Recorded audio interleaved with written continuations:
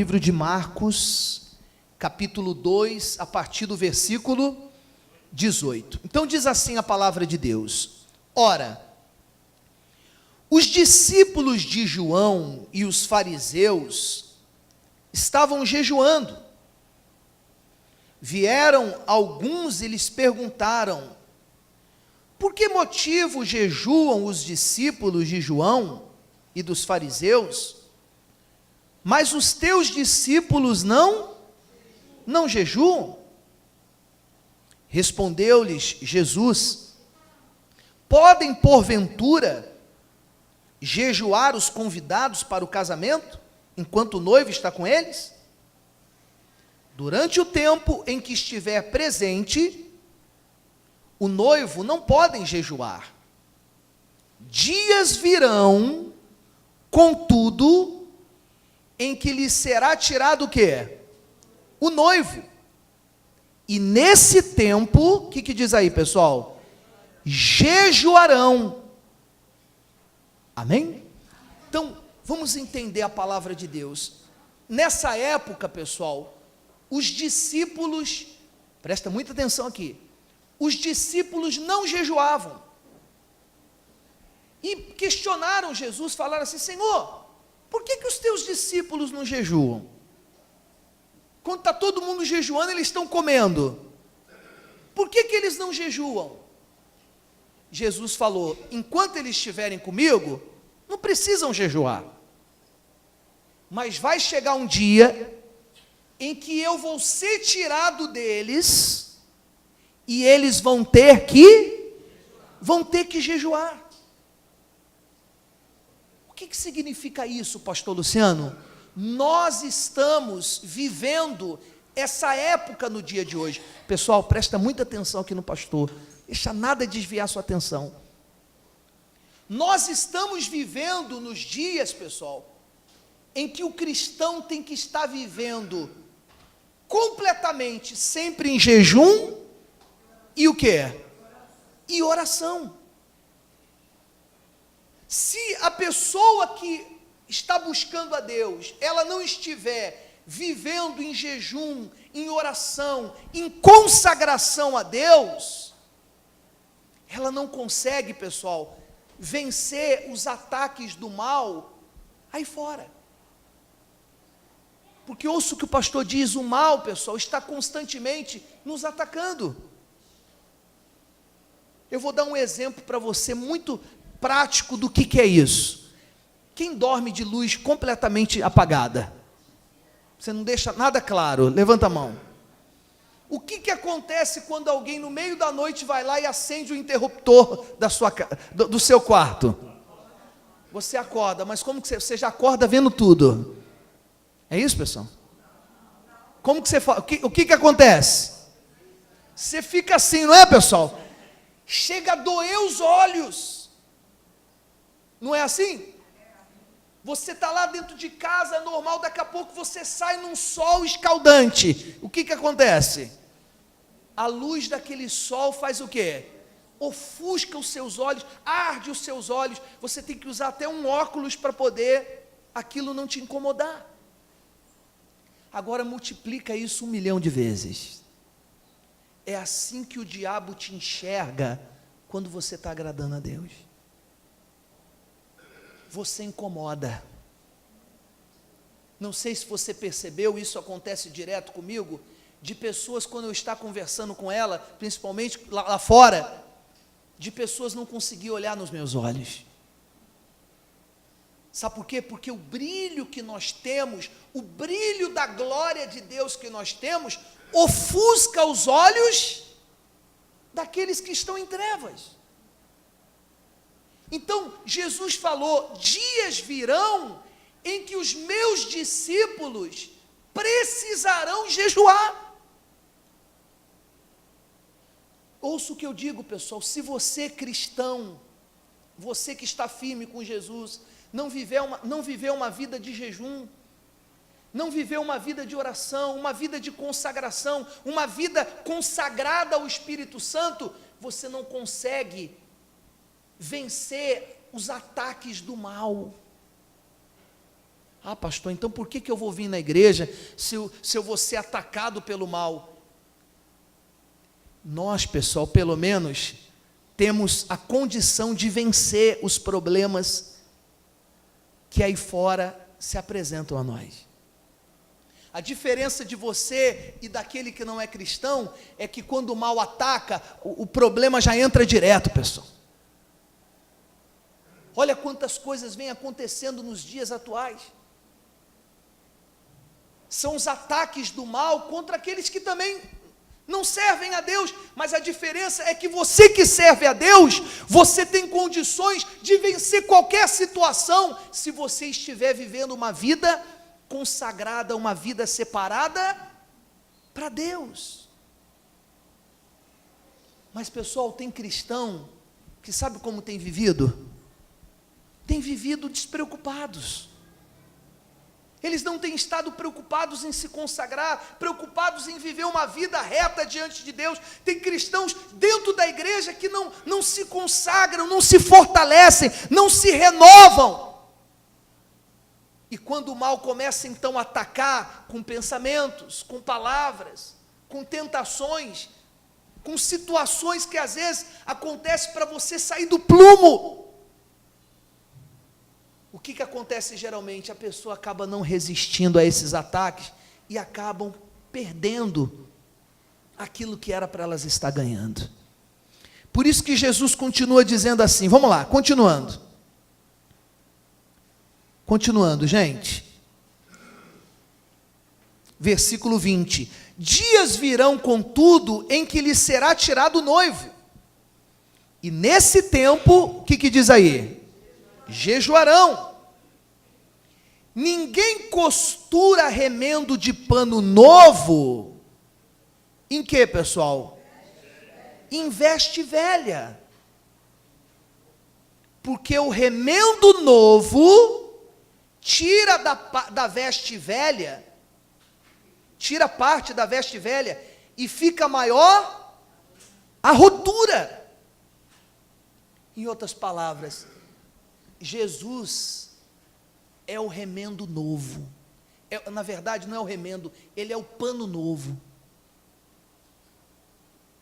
e ele quer te dar uma vida nova, só que ele não pode pegar, pessoal, a veste nova dele, de linho finíssimo, e colocar sobre uma pessoa que ainda tem uma veste velha.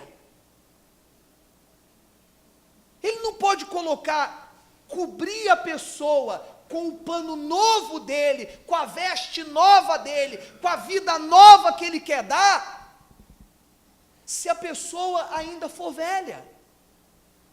E quando eu falo velho, pessoal, não me refiro à idade ou não, porque tem jovens que ainda vivem na velha criatura. Ele se refere, pessoal, ao velho homem, às velhas atitudes, os velhos costumes, os velhos hábitos. Porque depois que eu me converto, gente, eu tenho que passar a ter uma nova vida. Depois que eu me entrego a Jesus, eu tenho que passar a ter uma nova vida, e eu tenho que me esforçar para isso, porque se eu me esforçar, diga comigo, se eu me esforçar para ter uma nova vida, a minha vida será nova. Como, pastor? Nova em tudo, pessoal. Ele vai te dar um novo casamento, ele vai te dar uma nova vida econômica, ele vai te dar uma nova saúde, ele vai te dar uma nova paz, amém, gente? Ele vai dar uma vida nova para você. Mas o problema é que tem gente que está dizendo, Senhor, eu estou com um buraco aqui na minha vida, coloca a sua veste nova aqui para tampar esse buraco. E Jesus não quer remendar a sua vida, gente. Ele quer te dar uma veste nova. Amém, pessoal? Remendar, nós remendávamos no passado. A pessoa tinha um problema e ela ia lá, pegava um subterfúgio, ela pegava uma coisa que aparentemente amenizava aquele problema dela. Vou dar exemplos.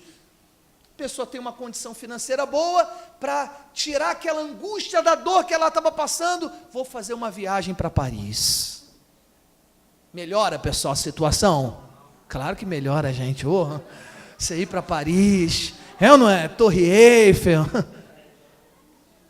Vou lá para Aruba, passar uns dias em Aruba. Maravilha, né, gente? Só que quando a pessoa volta, ela volta de novo para os problemas. Vou lá para o shopping. Olha, gente, nada do que dar o cartão de crédito na mão de uma mulher e falar, pode ir lá gastar no shopping. Ela volta tão feliz, pessoal. É ou não é?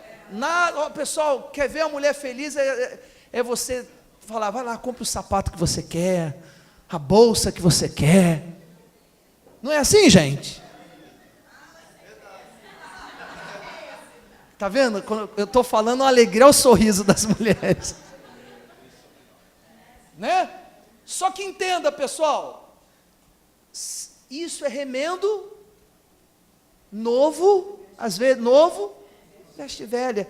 Em outras palavras, vai voltar e de repente você com um sapato novo, com a bolsa nova, Burberry, sua bolsa Burberry, é isso, né? Uma bolsa Burberry caríssima, mas com o mesmo problema. Vai resolver? Temporariamente. Vamos lá, vamos tirar vida econômica. Tem pessoas que se refugiam em namorados, em namoradas, em sair, em isso, em aquilo. Melhora, você está com a companhia de uma pessoa boa, melhora. Só que se você for ainda veste velha, vai melhorar um tempo, mas depois piora tudo de novo.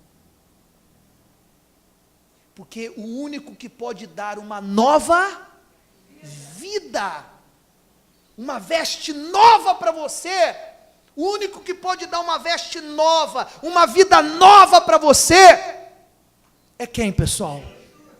É o Senhor Jesus.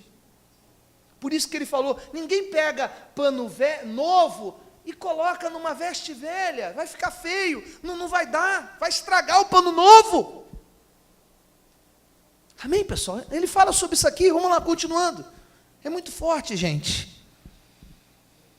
Versículo 22, versículo 21, ninguém costura remendo de pano novo, em que, pessoal? Porque o remendo novo tira da parte da veste velha, e fica maior rotura. Aí ele continua dizendo, e ninguém, o que diz aí? Ninguém põe vinho novo em odres velhos.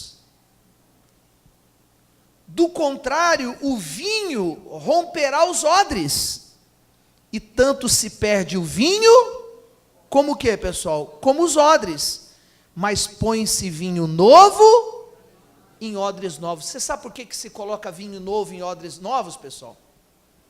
Porque, deixa eu fazer você entender, o vinho novo sendo colocado em odres velhos, o que é um odre? Um odre, pessoal, é como se fosse uma bolsa de couro, né? É aquela bolsa de couro. Quando ela é velha, o que acontece? Coloca-se o vinho novo lá dentro, o vinho novo, ele tem o seu processo de fermentação. Então ele incha, ele altera, não é isso? Então, quando o odre é velho, quando ele tem aquele processo de inchar por causa da pressão da fermentação, ele acaba acontecendo o quê? Estourando aquele odre velho. E acaba se perdendo o vinho e o odre. Então coloca vinho velho em odre velho, porque ele não vai ter a fermentação mais. E é o que acontece aí no mundo. A pessoa tem uma vida velha, ela continua com os velhos costumes, e está muito bem. Muito bem, entre aspas. Agora, o vinho novo é a presença de Deus. E ele só pode entrar, pessoal, em odres novos. Ou seja, ele só pode entrar na vida daqueles que dizem, eu quero ser uma nova criatura. Então eu vou começar a tirar da minha vida os velhos hábitos, os velhos costumes. Eu vou tirar de mim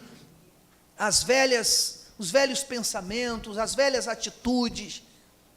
Poxa, isso aqui não agrada a Deus, eu vou tirar. Esse pensamento aqui não é de Deus, então eu vou parar de pensar nisso. Essa atitude que eu estou tomando aqui não agrada a Deus, então eu vou tirar de mim. Velhas atitudes têm que ser eliminadas da nossa vida. Nós temos que lutar, pessoal, para nos tornarmos odres novos. Porque se você se tornar um odre novo, Ele vai poder colocar o vinho novo dentro de você. E sabe o que acontece? Você vai aguentar a pressão, gente. Porque tem uma pressão, não tem? Você vem para a presença de Deus, você tem uma pressão. É inevitável, gente. A pressão do mal. Ele quer te tirar do caminho. O mal constantemente quer nos tirar do caminho, gente. Mas se você é um odre novo, se você está lutando para mudar, você está lutando para ter novas atitudes, você está lutando para agradar a Deus, então você vai aguentar a pressão, e Ele, quanto mais você for um odre novo, mais vinho novo Ele vai colocar dentro de você, e mais uma vida nova você vai ter. Amém, pessoal? Você entende como que nós temos que ser? Por isso que Jesus falou, vai ter dias que os discípulos vão ter que jejuar, vai ter que jejuar para permanecer na minha presença, vai ter que jejuar para poder se ver livre daquela tentação, vai ter que jejuar para permanecer firme, vai ter que jejuar para quê? Para poder sair aí fora e aguentar a pressão do mundo, porque se você conseguir aguentar essa pressão, pessoal, e permanecer novo na presença de Deus, Ele vai também te dar uma vida nova, uma vida maravilhosa. Eu sou sincero, estar na presença de Deus é uma guerra, só que é uma guerra boa. Sabe por que é uma guerra boa? Você passa uma guerra, vence, e daqui a pouco está glorificando o nome do seu Senhor. É diferente aí fora, em que a gente apanha, e não tem saída para nada, pessoal. É ou não é? É diferente. Vamos agora em Romanos capítulo 12. Abra aí, por favor. Por isso que nós temos que nos esforçar para fazermos isso aqui, ó. Olha como que nós vamos conseguir, pessoal,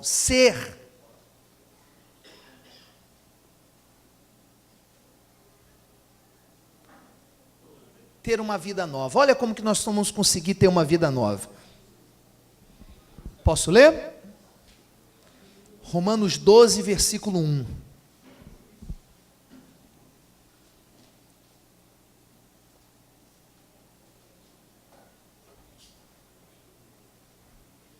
Posso ler? Qual é o título dessa passagem aí? A nova vida. O que eu tenho que fazer para ter uma nova vida, pastor Luciano? O que eu tenho que fazer? Vamos lá. Rogo-vos, pois, irmãos, pelas misericórdias de Deus, que apresenteis o vosso corpo, por quê, gente? Por sacrifício vivo. Primeira coisa, meu querido, você tem que estar disposto a sacrificar. Posso falar uma coisa para vocês, gente? Posso? Não vai ficar chateado com o pastor? Nós somos muito mole, gente. Que isso, pastor Luciano? Verdade. Sabe por que eu falo isso? Porque quando a gente está lá fora, a gente sacrifica tanto para o mal. Ou não é? Quantas noites você passou acordada para o mal? Não, para o mal não, para mim, pastor, numa balada, nisso, naquilo, não, mas de certa forma, foi um sacrifício, não foi, pessoal? Você passou a noite acordada, às vezes para ter uma pequena felicidade. Você que de repente veio da casa dos espíritos. Gente, tem gente que passa a madrugada oferecendo sacrifícios para o mal, em matas, em cemitérios. Tem um cemitério em São Paulo, chama Cemitério da Consolação, não sei se você conhece. Você não sabe que um dia um rapaz foi pego fazendo. Sabe o que ele foi pego fazendo? Ele estava com uma perna de pau. Para quê? A polícia foi lá e pegou ele. Ele estava tentando atravessar o cemitério de perna de pau, pessoal. Porque o muro é muito alto. Aí questionaram ele, falaram, vem cá, por que você estava de perna de pau, querendo entrar dentro de um... Não, eu queria fazer um trabalho para os meus deuses. Ele estava tentando pular o cemitério de perna de pau para poder fazer a vontade do Espírito que tinha pedido para ele fazer aquilo ali. Teve um outro senhor numa igreja que nós passamos, que ele falou, pastor, eu sacrificava muito para o mal. Teve uma vez, pastor, que nós fizemos um trabalho, nós matamos um boi, e as pessoas que estavam com a gente, nós tivemos que segurar o boi até que ele morresse. E as pessoas que estavam segurando o boi, enquanto o boi estivesse vivo, a gente tinha que tomar o sangue que estava saindo dele.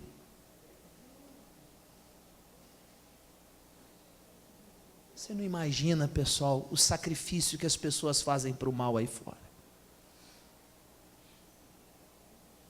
Então, quando às vezes olhamos a vida de muitos cristãos, a gente vê, pessoal, o quanto nós somos devagar, porque às vezes para jejuar é um sacrifício.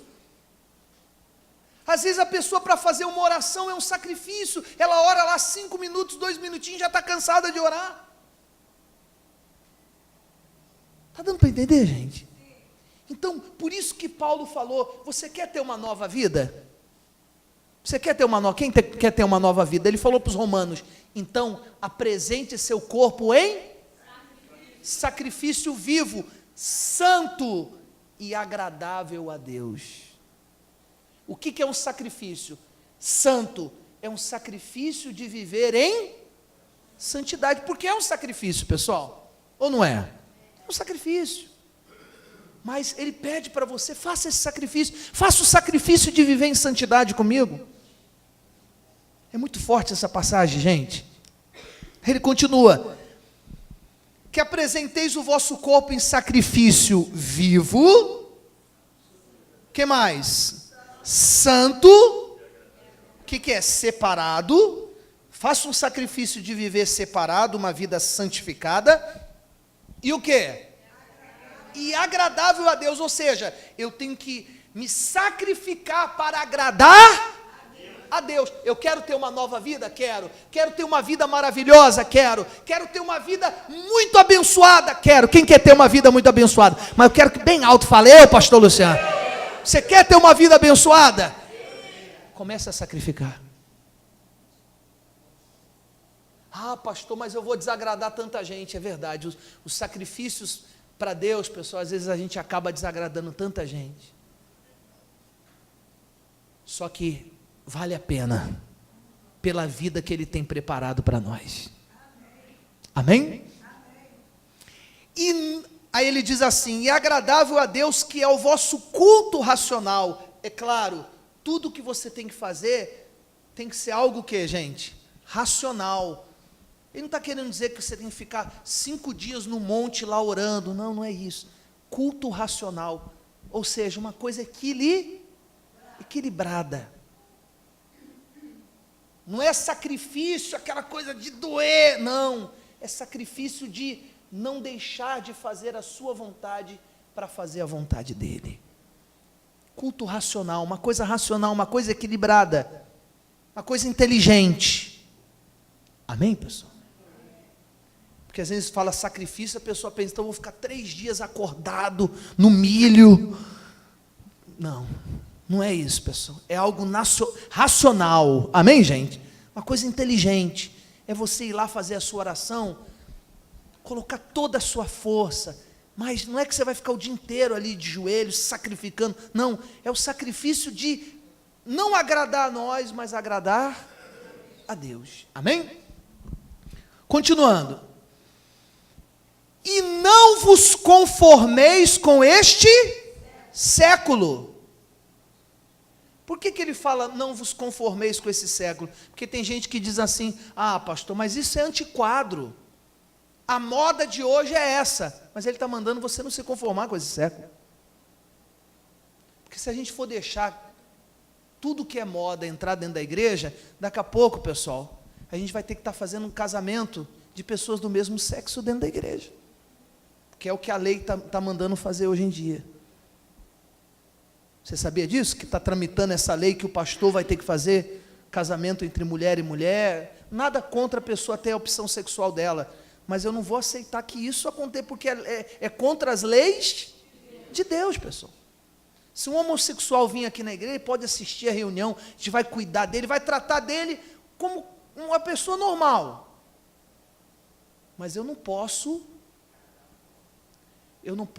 como que eu posso dizer? Aceitar o erro dentro da igreja. Assim como? Casando. Amém, pessoal? Então, por isso que ele fala, você não pode se conformar com esse século. Amém, gente? Mas transformai-vos pela renovação da vossa. Mas você começa a se transformar quando a sua mente vai se renovando. Como assim, pastor Luciano? Eu vou descobrindo o que é certo e o que é errado, e eu vou me transformando. Eu descubro que tal coisa é errado. Minha mente, eu passei a descobrir que aquilo é errado, através da leitura da palavra, então, eu começo a me renovar, me transformar pela renovação da vossa mente, para que experimenteis qual seja o quê? A boa, agradável e perfeita vontade de Deus. Meu querido, se você deixar a sua mente se transformar, e você começar a transformar a sua vida em sacrifício para agradar a Deus, você vai experimentar, o que diz aí? A boa, o que mais? A agradável e a perfeita vontade de Deus. Pessoal, imagine uma vida boa, perfeita e agradável perante Deus. Imagine o que Deus tem preparado para você. Você vai começar a experimentar tudo que é de bom, tudo que é de perfeito e tudo que é de agradável, porque é o que Deus tem preparado para você. Mas para isso eu tenho que estar disposto a sacrificar. Eu sei que não é fácil, pessoal, porque agradar a Deus é a mesma coisa que você está num rio e você está remando contra a maré, contra a correnteza. É cansativo, às vezes cansa um pouco. Só que a diferença é que o rio está desembocando num precipício, enquanto você está indo para um lugar que você vai ficar seguro. Às vezes a vontade é levantar os braços e deixar hein, pessoal? A maré levar a gente. Só que não é o melhor caminho, porque você vai acabar caindo num buraco. Então a melhor coisa, pessoal, mesmo sendo cansativo, continua remando. Amém? Olha para a pessoa, fala para ela assim, continua remando na fé, porque você vai ficar seguro. Amém, pessoal? Você vai chegar onde você quer, em nome de Jesus. Você tem que ser o odre novo, pessoal. O odre novo aguenta a pressão da fermentação, porque esse processo de fermentação é o processo para transformar você num vinho maravilhoso, num vinho novo. Amém, gente? É muito forte. Só para finalizarmos, João capítulo 3, por favor.